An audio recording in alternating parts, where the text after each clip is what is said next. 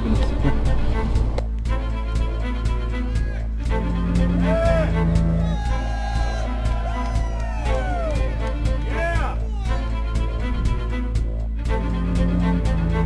And we're going to be out here for the next 3 days while you try to chart the future of our destiny. We're taking our destiny back. You're not our gods or our masters. We witnessed at least 7 convoys of armed Secret Service entering the Westfield's Marriott, and internal sources confirmed that both candidates did attend at least one meeting inside the conference. While the Bilderberg Group was 100% successful in 2008 at keeping their name out of the mainstream media, they did not fare as well when it came to the exploding independent press. During the entire 2-day event, anti-New World Order protesters and alternative media encircled the hotel. You are being exposed everywhere, from David Rockefeller, from John Edwards, from Bill Clinton. Your game of secrecy is over! You're gonna pay! Get him! It's up close! You piece of filth! You piece of trash! This is Bernanke, man! Bernanke, you're going down!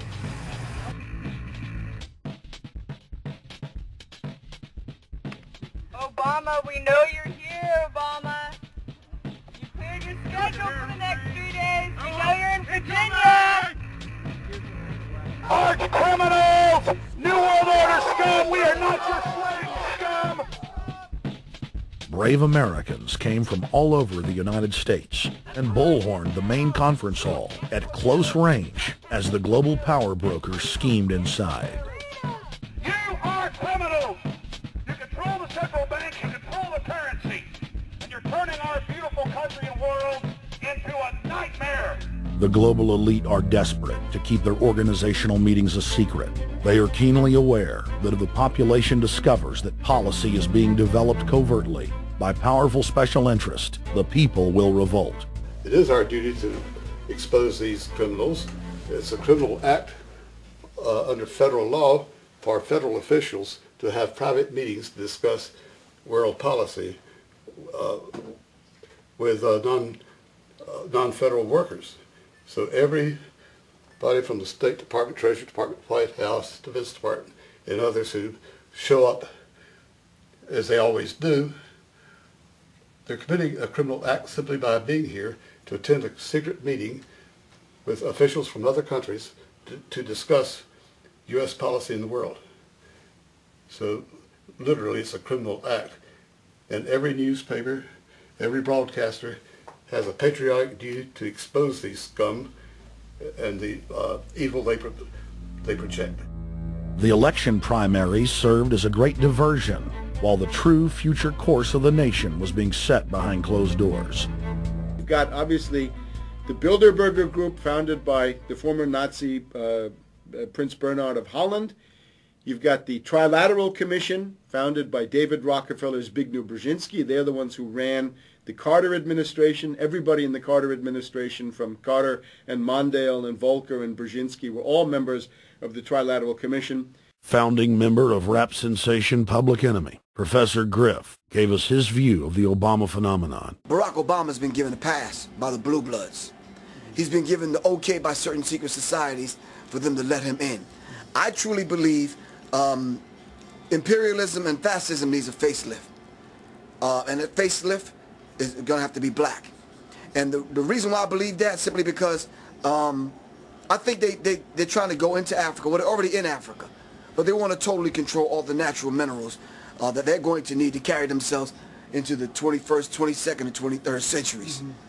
You follow me? So I think they have to go through a phase of galvanizing the masses of dark-skinned people that truly believe that change needs to come, but the change that they're talking about is not necessarily change for the better as far as the masses of the people.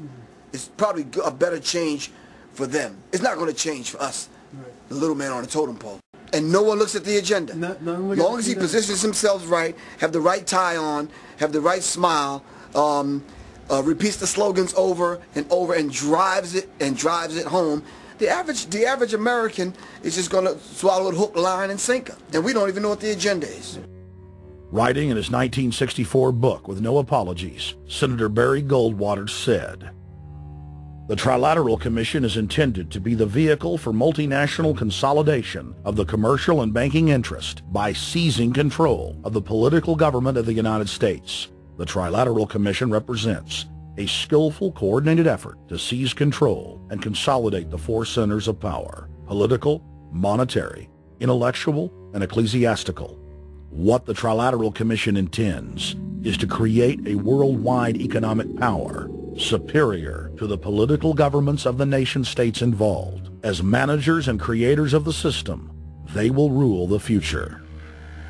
Bilderberg issues executive decisions and prime directives to its subdirectorates for implementation. The Trilateral Commission takes the Bilderberg Group agenda and executes it through regional roundtable groups throughout Europe, Asia, and the Americas.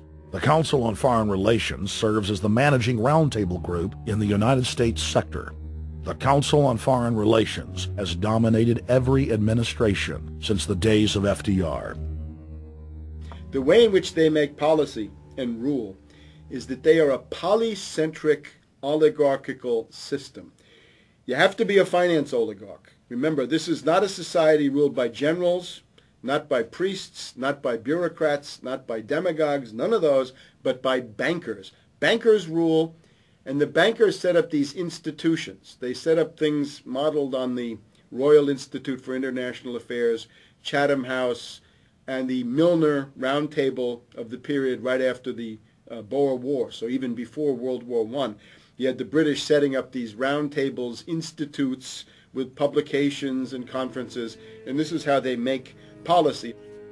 Upon Obama's inauguration, members of the Bilderberg Group, Trilateral Commission, and CFR flooded into every position of power in the executive branch, replacing Trilateral Commission and CFR members who previously filled the positions during the Bush administration.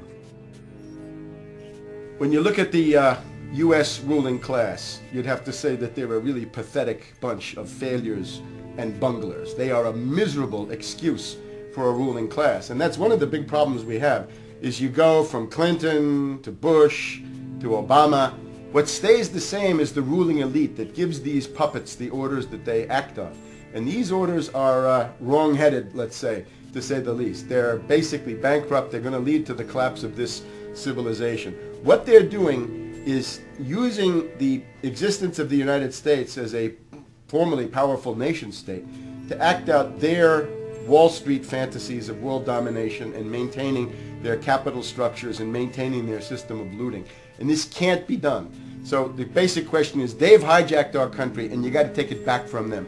You've got to drive Wall Street out of the government, and at that point you'd have a reasonable chance of getting back to prosperity and some kind of peace and order in international affairs. We had a chance to speak with economist and author George Humphrey. They have created a power elite, and we're not talking about the millionaire down the street. You can't even be a member of their club unless you're a multi-billionaire. And friends, this is not about rich versus poor. This is about a very, very small handful of the worst criminal element on this planet, manipulating and destroying the good people of this nation and of this world. About this Obama with change. Look at the people he's put in to mastermind the economic recovery. Larry Summers. I love it. Every time they talk about Larry Summers, he's always brilliant. He's another brilliant one. He's the one that helped dismantle the Glass-Steagall Act, the banking act that was put in place in the 1930s, so the banks couldn't become the banksters that they become. In the 1990s, you had the beginning of the derivatives bubble, thanks to people like Alan Greenspan, Rubin, Summers, a lot of the people who are now back in the Obama administration. And the derivatives, I think, are the centerpiece of this entire problem today. These are the same people, Geithner from the Treasury Department. Could you imagine that?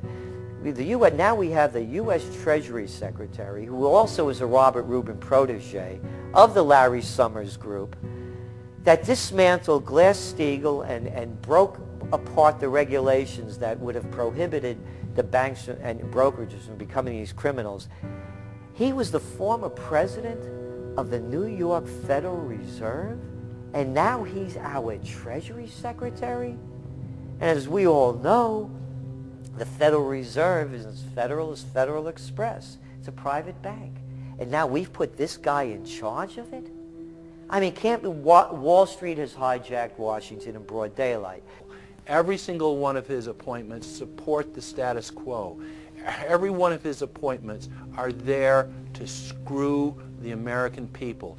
Every single one of his appointments are people who are working to bring down the Republic and the Constitution of this country.